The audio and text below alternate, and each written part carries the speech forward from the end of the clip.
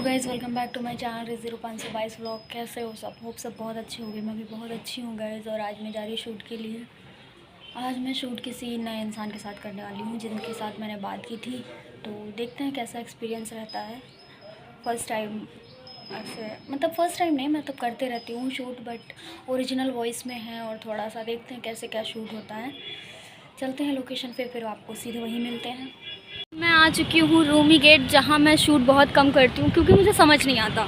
बहुत ज़्यादा rush area रहता तो मुझे अच्छा नहीं लगता। और यहाँ पे गुलाब पार्क है। चलो अभी अब मैं दिखाऊंगी आपको रोज़ेज़, क्योंकि यहाँ बहुत सारे रोज़ेज़ निकले हैं बट आप तोड़ नहीं सकते हो, ठीक है ना। अब जिसका इंतज़ार कर रही हूँ वो आ जाए बस जल्दी। यहाँ पे ना बहुत सारे लोग ऐसे होते हैं जो मुझे पहचानने की कोशिश करते हैं, बट आपस में गॉसिप कर लेते हैं, बट पूछने नहीं आते। बहुत कन्फ्यूज़न उनको रहता है, बट कोई नहीं, आके पूछ लो तो ज़्यादा सही रहता है। अब चलो अभी यार आ जाएं जल्दी से, फिर मैं मिलती हूँ आपको, उनके साथ ही मिलती हूँ। शूट हो रहा है और आज मेरा भाई कैमरा चलाना सीख ही जाएगा, मुझे ऐसा लग रहा है। जो इंसान फ़ोन नहीं चलाता वो कैमरा चलाना कैसे सीखेगा बताओ। इस लखनऊ के मौसम का ना कोई भरोसा नहीं रहता। अभी ठंड हो रही थी, अभी धूप होने लगी और इतनी तेज़ हो रही है कि मैं क्या ही बोलूँ। बट चलो, हमारे वीडियो शूट हो गए हैं। अब मैं घर निकलूँगी थोड़ी देर में। फाइनली मैं शूट से वापस आ गई थी और अब मैं खाना खाने जा रही हूँ। और खाना खाने का टाइमिंग ये है कि 3 साढ़े 3 बज रहा है। ऑलमोस्ट मेरी टाइमिंग खाने की बहुत ज़्यादा बिगड़ी रहती है, इस वजह से मैं खाना बहुत ही कम खा पाती हूँ। और इस समय खाने की चीज़ें भी पता नहीं क्या हो रहा है कि हाँ, एक्चुअली बाहर की चीज़ें सबको ही पसंद आती, घर का खाना इतनी जल्दी। तो मैंने ही बनाया था, सुबह मैं खाना बना के गई थी क्योंकि आज मुझे शूट करना था ना, तो इस वजह से अब नेक्स्ट शूट मैं अपना खुद का करूँगी। तो चलो खाना खा लेते हैं। आपको खाना है तो आप आ सकते हो, फिर मत कहना मैंने पूछा नहीं। हाँ, और चलो खा लेते हैं। फिर आज आपको थोड़ी सी इन्फॉर्मेशन देती हूँ मैं प्रयागराज जाने की, कैसे जाना चाहिए, क्या जाना चाहिए, कैसे मैं गई, क्या चीज़ें थी, सब मैं आपको बताऊंगी। पर खाना खा लेती हूँ फिर बात करते हैं। सो गाइस, फाइनली आज मैं व्लॉग बना रही हूँ। एक दिन मैंने व्लॉग नहीं बनाया। ऑफ कोर्स थकावट बहुत हो गई थी क्योंकि एक दिन में जाना, एक ही दिन में आ जाना नॉट पॉसिबल। किसी भी जगह आप जाएं, चाहे लखनऊ लोकल हो चाहे कहीं भी हो, 2 दिन का समय तो लेके जाना ही चाहिए आपको। तो आज मैं आपको बता ही देती हूँ। बाकी ब्लॉगर्स का तो मुझे नहीं पता, बहुत सारे लोग वहाँ टहलते ब्लॉगिंग करते हैं, सब कुछ करते हैं, इन्फॉर्मेशन भी देते हैं, कुछ सही होती कुछ गलत होती पता नहीं। तो बाकी चीज़ों पे बात ना करते हुए सीधे मेन टॉपिक पे आते हैं। टॉपिक यही है कि प्रयागराज कब कैसे कैसे जाना चाहिए। और बहुत सारे लोगों ने बहुत सारी चीज़ें बोली,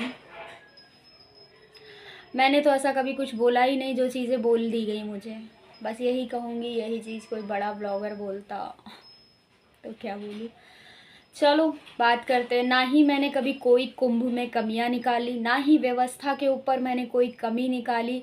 और दूसरी बात, मैं गरीब हूँ तो मैं उसको गरीब ही भूलूँगी। अभी मैं अमीर होती, अमीरियत झाड़ती, सब कुछ पहनती, ब्रांड्स बताती, ये करती वो करती, तो भी आपको प्रॉब्लम है। मैं गरीब हूँ, गरीब बोलूँ तो भी आपको प्रॉब्लम है। दुनिया को तो हर चीज़ से प्रॉब्लम है, इसलिए अपना काम करो, करते जाओ करते जाओ बस। धन्यवाद, आप लोगों ने इतना सपोर्ट किया है मुझे। बाकी मैंने कोई चीज़ बोली भी नहीं और उस चीज़ का गलत मतलब निकाल लेना, गलत चीज़ें बोल देना, मैं क्या बोलूँ। इसीलिए कहते हैं बातों को ध्यान से सुनो, समझो तब बोलो। बोला ना कि कमियां निकाल रही, तुम क्या चाहती हो, तुम्हारे लिए घाट खाली कर दिया जाए, अकेले नहाना चाहती हो। मैंने कहीं भी ये व्लॉग में ये चीज़ बोली ही नहीं, क्योंकि किसी ने बोला ना गरीब हो ये बोलती रहती हूँ, मत बोला करो। अभी मैं अमीरियत, क्योंकि मैंने 1-2 ब्लॉगर्स के ब्लॉग देखे हैं, हर चीज़ से लोगों को दिक्कत है। मेकअप मत किया करो, बिना मेकअप के अच्छी लगती हो, शो ऑफ बहुत करती हो, तुम्हारे पास ज्वेलरी, तुम्हारे पास ये, तुम्हारे पास वो, शो ऑफ करती हो। गरीब हूँ, गरीब ना कहूँ तो मैं कहूँ क्या, क्या कहूँ। मैंने इतनी व्यवस्था की तारीफ की है, इतना सब कुछ मैंने कहा, किसी ने कुछ सुना ही नहीं। बस फालतू की चीज़ें, फालतू का कहीं से भी कुछ भी उठा के थोप दो आके इंसान पे, है ना। चलो छोड़ते हैं वो सब बातें, सीधे कुंभ की बात करते हैं। आप अभी कुंभ जा सकते हैं।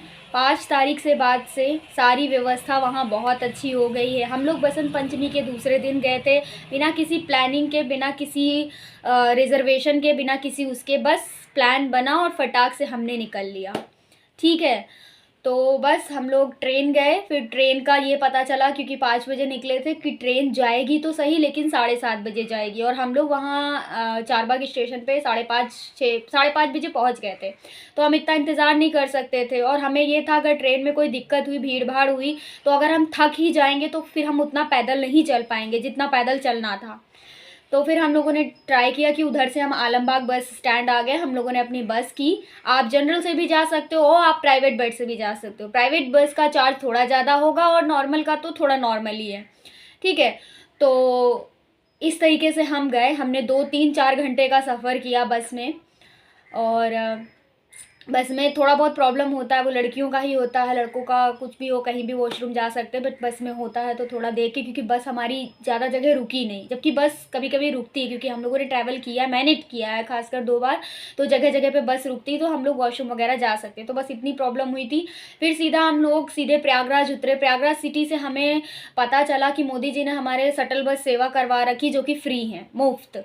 तो वो प्रयागराज वाला, पहले तो ऐसा था, अभी कुछ टाइम पहले जब से मौनी अम्बावा से बसंत पंचमी ख़त्म हुआ है तब से रूट्स चालू कर दिए गए, तो सारी चीज़ें जा सकती, सारे व्हीकल्स जा सकते, कोई प्रॉब्लम नहीं। तो हमारी बस प्रयागराज सिटी तक गई। फिर प्रयागराज से वहाँ पे शटल बस सेवा पे हमें छोड़ दिया गया। वहाँ से हमने बस की, सीधे हम मेला क्षेत्र से पे नहीं, मेला क्षेत्र के कुछ दूरी पे कोई नेहरू पार्क है, वहाँ पे छोड़ दिया जाता है आपको। फिर वहाँ से आप अगर ऑटो मिल जाए तो ठीक है, नहीं मिलेगा तो आपको 7 8 किलोमीटर पैदल चलना ही पड़ेगा। ठीक है, अगर मिल जाता है तो कोई चुंगी वहाँ पड़ता है तो वहाँ पे ऑटो छोड़ देता, फिर वहाँ से भी आपको 3 4 किलोमीटर पैदल चल के जाना ही होगा। संगम घाट तक आपको पैदल चल के जाना ही पड़ता। अगर त्रिवेणी संगम जा रहे हैं, किसी भी संगम घाट पे आप नहा सकते हैं, क्योंकि संगम सब एक ही चीज़ से जुड़ा हुआ है। बट सब लोग त्रिवेणी संगम जा रहे थे तो हम लोग भी त्रिवेणी संगम ही गए। हमने कहा चलो नहा लेते हैं। तो इस तरीके से आप संगम पहुंच जाएंगे, और शाम को आने का भी कोई प्रॉब्लम नहीं है। बस थोड़ी बहुत तो दिक्कतों का सामना करना ही पड़ता है। आप इतने बड़े महाकुंभ जा रहे हैं, जो कि इतने सौभाग्य से लोगों को मिलता है, तो थोड़ी बहुत दिक्कतें जो हम लोगों को हुई वो मैंने आपको व्लॉग में नहीं दिखाई। चाहती तो मैं दिखा सकती थी, ठीक है ना। तो आप ये मत कहो कि मैंने किसी प्रशासन की चीज़ पे, मैं तो हमेशा ही कह रही हूँ हमारे मोदी जी ने बहुत अच्छे से सब कुछ मैनेज किया। हमारी पुलिस, हमारे सोल्जर्स ने बहुत अच्छे से सब कुछ मैनेज किया। उस दिन भी योगी जी चक्कर लगा रहे थे, क्योंकि योगी जी चक्कर बीच बीच में लगाते ही रहते हैं। और हमारे आने के दूसरे दिन मोदी जी आने वाले थे, तो कल ही मोदी जी ने स्नान किया है, अपना वीडियो वगैरह पोस्ट किए, उनके पे आया है। तो जब ये सब आते तो हमारे सोल्जर्स, जितनी भी भीड़ होती, चाहे इधर से आ रही हो चाहे उधर से आ रही हो, रोक दी जाती है। फिर वो भीड़ जैसे अचानक से छोड़ी जाती तो थोड़ी सी भीड़ वहाँ हो जाती, बट उतनी नहीं। बस ये है, मैनेज करना आपके ऊपर है, आप कितने अच्छे से चीज़ें मैनेज कर लेते हो। नहीं तो फिर खोने का क्या है, किसी भी जगह पे इंसान खो जाता है। बट वो भी खोया पाया केंद्र से, और इतनी सारी हेल्प से आप सारी सुविधा बहुत अच्छी है। तो किसी की सरकार पे, किसी पे सुविधा पे सवाल उठाना ये बिल्कुल गलत है। इतने मतलब पता नहीं अरबों की तो मतलब मुझे लग रहा है पब्लिक आई होगी, इतने को मैनेज करना बहुत बड़ी बात है। तो बहुत अच्छे से सब कुछ हुआ, हमारा सारा दर्शन भी हो गया, हमने स्नान भी किया। और ज़रूरी नहीं त्रिवेणी संगम में ही आप स्नान करें, आप कहीं भी स्नान कर सकते हैं। और जो नागा साधु संत थे, जितने भी बाबा थे, वो बसंत पंचमी के बाद जा चुके हैं, तो अभी सब कुछ नॉर्मल है। आप 26 फरवरी तक नॉर्मली अच्छे से दर्शन कर सकते हो, क्योंकि अब लोकल लोग जा रहे हैं इलाहाबाद, और मुझे लगता है सबको जाना चाहिए। इसलिए मैं बार बार कह रही हूँ कि जाओ। और बहुत अच्छी व्यवस्था, सब कुछ अच्छा है, बस व्यवस्था इतनी ही ख़राब है। मैं बोलूँगी, शायद मैं बुरी फिर बन जाऊँ, बट मैं बोलूँगी, क्योंकि वहाँ पे यही चीज़ अलग है, गलत है। इतनी पवित्र जगह पे आप जा रहे हो, इतनी पवित्र जगह, गंगा मैया तो सबके पाप धुलती ही जा रही हैं, है ना। बट इतना भी पाप मत करो कि उसकी सज़ा मिलती है। कहते हैं ना, पाप करने वालों को सज़ा मिलती, चाहे जिस वे में भी मिले, भगवान देता है। सैनिटरी पैड्स यूज़ कर के खुले में डाल देना, पहली बात, जिस लड़की को पीरियड्स हो रहे हैं, जिस लड़की को भी ये सब प्रॉब्लम है, जिस औरत को भी ये प्रॉब्लम है, आपको इस सिचुएशन में गंगा में स्नान नहीं करना चाहिए। पता नहीं, मुझे आज के लोगों की सोच नहीं पता, मुझे नहीं पता, लेकिन हमें जितना सिखाया गया, जितना हमें पता है, और मुझे लगता है मेरी सोच बहुत अच्छी, बहुत अच्छा सब दर्शन करते होंगे पीरियड्स में, मुझे नहीं पता। बट प्लीज़ पीरियड्स में तो कम से कम मत करो ऐसा। वहाँ के जितने भी लेडीज़ थे वो इतना गुस्सा कर रहे थे, वो इतना कह रहे थे। शर्म आनी चाहिए कि आप पीरियड्स में नहा रहे हो, जाके पैड्स को फोल्ड भी नहीं कर रहे हो, ऐसे ही मुंह पे डाल दिया। वॉशरूम की व्यवस्था की गई है, पानी वगैरह सब की व्यवस्था की गई है, सब ऐसे ही डाल दिया, गंदा छोड़ दिया, सब ऐसे ही कर दिया। कर कौन रहा? हमारे तुम्हारे जैसे लोग, और कोई नहीं करने आता बाहर का। पानी की सुविधा की गई है तो उसमें पान, थूका हुआ पान, पीने वाले पानी में थूका हुआ पान थूक के चले जा रहे। घाट पे अंडरवेयर, शूज़, मोजे, साड़ियाँ पहन के डाल दिया, घाट पे धोना शुरू कर दिया। पुण्य कमाने जा रहे हो या पाप और करके आ रहे हो? मुझे नहीं समझ में आ रहा। इसके लिए आप मुझे गाली दे देना, भर भर के देना, कोई फ़र्क नहीं पड़ता, बट मुझे नहीं लगता इससे बड़ा कोई पाप होगा। मैं वैष्णो देवी गई थी, मैंने वैष्णो देवी में भी यही देखा, लोग डायपर यूज़ कर करके साइड में डाले दे रहे हैं। फिर जब पहाड़ खिसकते हैं, फिर जब कोई दुर्घटना होती है, कुछ भी हो जाता है, तो कहते हो लो ये हो गया,